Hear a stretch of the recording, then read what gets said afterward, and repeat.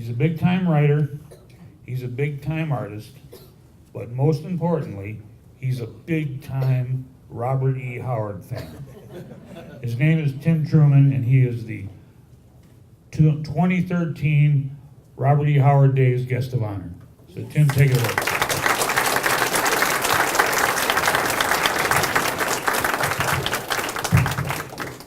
Oh, you're sure.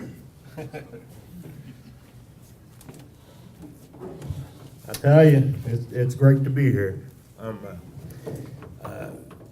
I really appreciate you all having me out and coming to meet you and talk to you and to see this wonderful town. And I got really teary when I saw the Robert E. Howard homestead. That because his work has meant a lot to me over the years. I worked as a writer and sometimes artist for Dark Horse's Conan title since about 2005. That's almost 9 years, and that's longer than any other comics project I've ever worked on in my professional career. My love for the work of Robert E. Howard began long before I began working on the comic, though. I first met Bob Howard in a drugstore in Summersville, West Virginia, in 1967 when I was 11 years old. My family lived in a little Appalachian mountain town called Lockwood. Now, some of you all have heard this story today, but it gets sweeter with the telling, let me tell you. Summersville, West Virginia, was the nearest big town. On weekends, we'd load ourselves into Dad's Plymouth Fury, and we'd head into town and get haircuts and go there for groceries and stuff. And Nicholas Pharmacy was the reason I always looked forward to going to town. The drugstore had these two big magazine racks. And one of the racks was full of comic books and paperback novels. And Mom and Dad would usually give me $1, and they'd drop me off at the drugstore, and they knew that I would be there either at the comic book rack or sitting at the soda fountain drinking a cherry Coke, the old-fashioned kind, not the... And they'd come back 2 hours later, and I'd still be there. They know I was safe. And so I recently started checking out the stuff that was above the comics, the paperback rack. And they cost 60 cents in 1967. So it sure ate into my my comic book money. But those paperbacks offered quite a different range of subject matter than I could find in the 5th grade library. Quite enjoyed that. And the first book I purchased was Dinar Kuntz's Star Quest. The second book that I purchased was called Kothar Barbarian Swordsman by Gardner F. Fox. And so Kothar opened my eyes to this entirely new genre that at the time was called Swords and Sorcery. And these books, the Kothar anyway, seemed to combine elements of every single genre that I was known to. It had the action of comics, the otherworldliness of science fiction, the darkness of horror stories, and the drama of historical stories, which I was really drawn to. And it also reminded me of mythology. I was hopelessly addicted to mythology, much to the dismay of my Baptist preacher father. But on my next trip to Summersville, I was an 11-year-old with a mission. I was wondering, are there more books like this out there? And I had to find out if there were. So that's the day I met Bob Howard. And the book was the Lancer edition of Conan the Conqueror. And it was the cover that first got my attention. If you know the book, it's the Frank Frazetta cover where Conan's riding on this horse and he's like this with his sword, and all these, this amassed army is going against him. It's still my favorite Frank Frazetta cover, and it's still my favorite depiction of Conan. That's when I think Conan, that's what I see. Now, I'd enjoyed Kothar quite a bit. It's kind of hard to read now, but for an 11-year-old, it was great. But Conan the Conqueror was a different animal altogether. You have to, this is from an introduction I wrote to one of the Conan collections I did, so you have to forgive me if I'm waxing particularly poetic at the moment, and for the poets in the audience, if I'm unpoetic for the moment. Discovering Howard's work was like discovering a cobweb-laced, iron-bound doorway and having it swing open with just the lightest touch, as though it had been waiting for centuries just for me. Beyond that door lay a whole new world, one where the entire sky was blazed with oily, blood-colored light. Everything about that book was a revelation. The drive of the story, the sweat-soaked poetry of Howard's writing style, and of course, the lead character, Conan the Cimmerian. Over the next 10 or 15 years, I collected every Robert E. Howard book that I could find. He remains my favorite author, and Conan remains my favorite fictional character. To say that his work had a major impact on my own, I've worked on a lot of other things besides Conan. But if I would say it had a major impact on me, it would be really an understatement, because Conan, Robert E. Howard, and Howard's other characters just shade every other single character I've worked on and every story that I've written and drawn. I can say that about very, very few other creators that had that immediate major sort of, it becomes a piece of you. His work becomes a piece of you and just presents itself in everything you do afterwards. My work on the Conan comics began in 2005. Thinking back on it, an old saying comes to mind. The Romans had a saying that luck is what happens when preparation meets opportunity, and they knew a thing or two about that. In my case, it's what happened one Friday afternoon when I decided to take a break from whatever I was drawing and call up Dark Horse Comics and tell them how much I was enjoying the new Conan comic. And as it happened, the book's editor, Scott Alley, was away at a convention, but his assistant promised me that he'd tell Scott that I called. Honestly, I never expected to hear back from him. I worked with them a lot, but I knew that they were getting calls from every other writer and artist in the industry wanting to work on this new book. But to my surprise, my phone rang the following Monday, and it was Scott. He'd love to work with me. Wanted me to work something up. As a matter of fact, he asked me if I'd be interested in working with Joe R. Lansdale, who's right here. And Joe and I did a series of 5 books, Conan and the Songs of the Dead. So that, it was a great experience. Finally, I'd be able to draw Conan. So I started the assignment, and I was like 2 issues into it. And my phone rang, and it was Scott.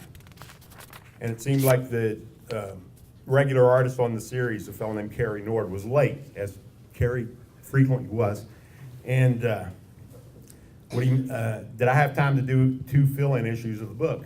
So at first I didn't want to do it, but then I thought, why not? When am I ever going to get this opportunity again? And I was wanting to work with the author of the book at the time, Kurt Busiek. I really liked his work. So I jumped at the chance, and I did these 2 really very quick issues. Turned it in, everybody seemed to be pleased. Well, a couple weeks later, after I resumed working on Songs of the Dead, they gave me another call, and it seemed Kurt had been offered a long-term contract from another publisher, and Dark Horse needed a new writer for the series. And Kurt had suggested me, and Mike Mignola, who created Hellboy, had seconded the nomination. And so they wanted to fly me out to Oregon to discuss the possibilities. And thus began what someone at Dark Horse once cleverly dubbed the Truman administration.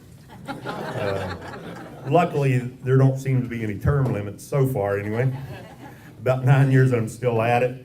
First on the main Conan title, and now on a succession of Conan miniseries. Done 3 King Conan books so far. This sounds like a pitch, and it probably is, because you'll find them over at the Howard House if you're interested. Scarlet Citadel, Phoenix on the Sword, and the one I'm currently adapting, which is probably the most special.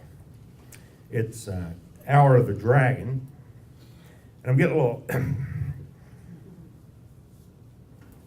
I get a little choked up because it's the story that was published by Lancer Books. It was called Conan the Conqueror. So it's really come full circle.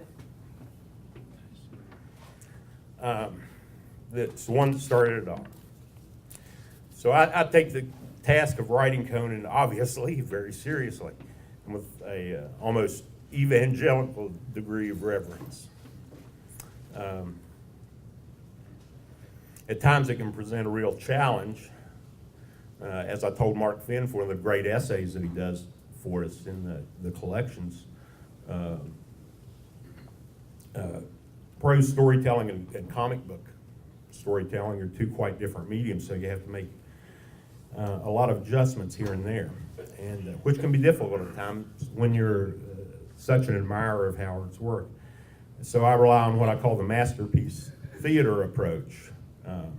You remain as true to the original plot and text as possible when I'm doing the adaptations, while editing and tweaking things that, when presented visually, might actually hinder the sort of forward trajectory of the tale.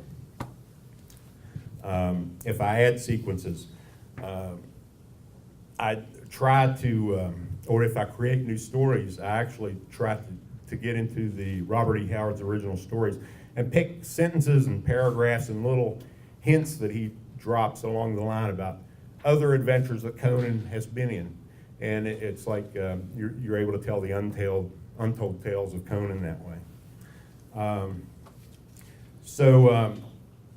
I just try to do things that comic book readers and that particular audience will accept, but I try to do it in a reverent way that longtime Howard scholars and diehards will also accept or somehow appreciate.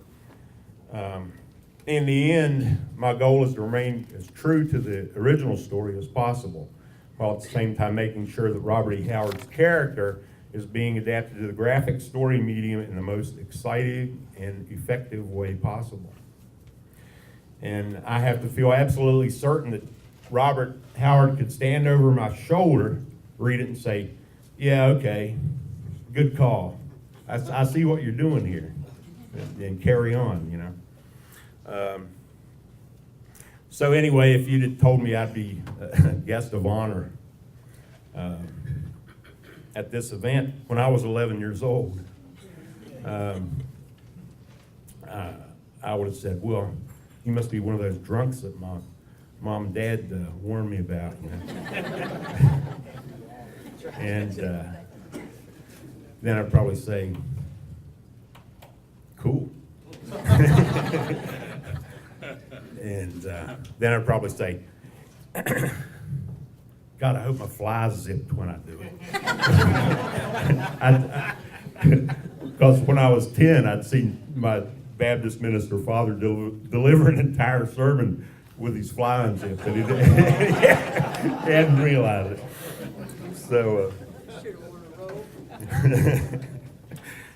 but the real guests of honor here, and this is not a platitude, it's Project Pride and the R.E. Hupa and the Foundation, to me. They're the ones that we should honor.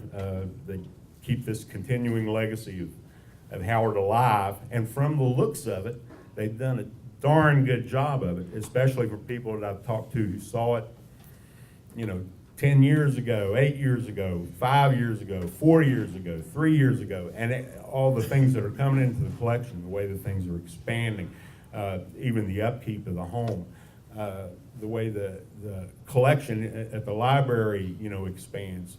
There's something here, and you have to cherish it, and I'm sure all of you do. That's quite apparent.